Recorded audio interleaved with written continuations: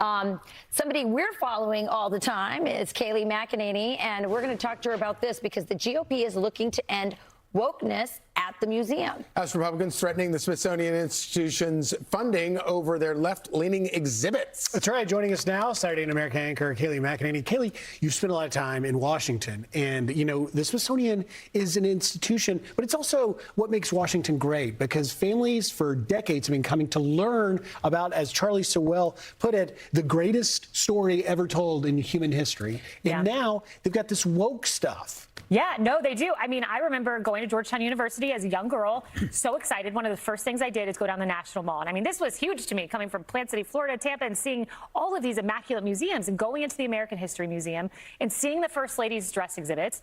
And now, you know, it's been many years since I went. I didn't go back as press secretary, but my colleague, former colleague Vince Haley, who's now leading this effort, put together this report.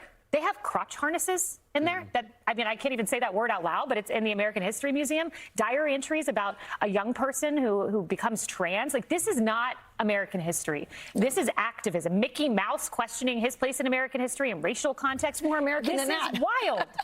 And it needs to end. Yeah, absolutely. God bless, by the way, God bless Vince for doing this report because you're right, a lot of people don't know how much it's changed. What are the purposes of a museum? The people who made America great, Christianity, that's another target of the museum. Of course. So all of these principles, and God was very much the foundation of our country. Charlie Kirk gives a great speech on that I go back and watch and reference.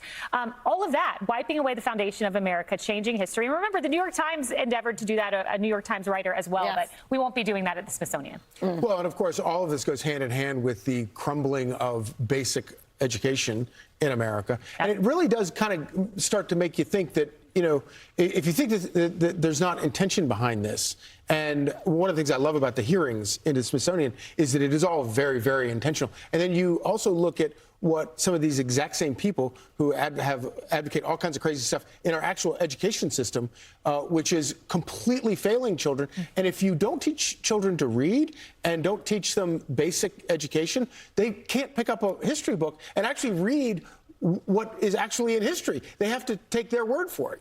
Yeah, no doubt about it. And then you look at the teachers union and what they're trying to do. And this is just activism on steroids. We all watched that soundbite together at Randy Weingarten at their teachers union convention. And all of these grand theories they're concocting, teaching our children. And when you combine that with trans surgeries for young people and parental secrecy policies and not telling parents if their child wants to make a huge decision like becoming a different gender, there's a real way for your child to be indoctrinated in public schools in music. English test. It's crazy. 57% of third graders can't pass English. What is that? Like, at what point, how did we get here? Or why does Randy Garden still have a job? Yeah, it's a great question. Look, if I'm Zohran Mamdani and I wake up and see that headline, and it is my job and desire to level the playing field among people in this country, the first thing I would do is say, where is education a success? I would look at Mississippi, which was 49th in education, is now in the top 10. Think about that. It's called the Mississippi Miracle. Not only that, all of this South, you look at Louisiana, Alabama, these states are doing something right. Zohran Mamdani, request a meeting with Governor Tate Reeves of Mississippi and sit down and say, what did you do? How'd you do it? I'm bringing the Mississippi Miracle to New York City. Look where it works empirically in the success stories and try to get to the bottom of it as a real scientist. When we know El Sayed's a scientist, well, you know, go look at the science of Mississippi and other southern states. I bet they're getting A's in LGBTQ and trans, gender, whatever they're doing. I mean, that's the point, right? That's what they care about. That's what Mamdani and his group care about. They care about separating children from their parents' values. And if you can do that, if you can use the school system, the 8 hours that they're there, to confuse them and remove them from the values of their parents, the Christian values of their parents, you can turn them into little activists. And that's really the purpose of this. Rachel, one of the most shocking stories I think I've covered this year was a New York City public school where the parents went to their child's performance. And you go and you think, oh, I'm going to see a great performance about the country.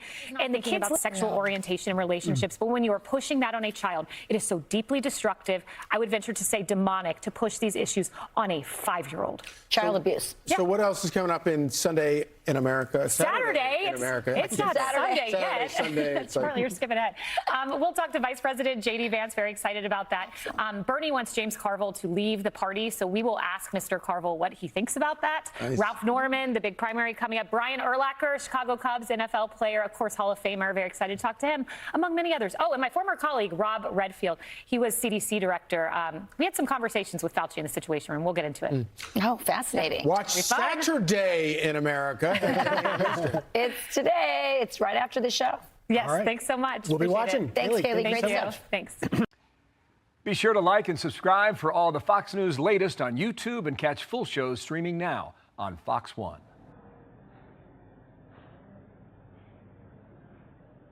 Top headlines today.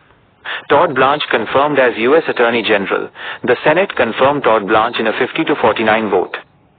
Federal Aviation Order. The FAA ordered inspections of Boeing 737 MAX aircraft due to potential fuselage cracking concerns.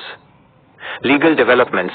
White House ballroom construction was halted by a court ruling requiring congressional approval. Tech and industry settlement. Meta was ordered to pay $567 million regarding youth mental health treatment.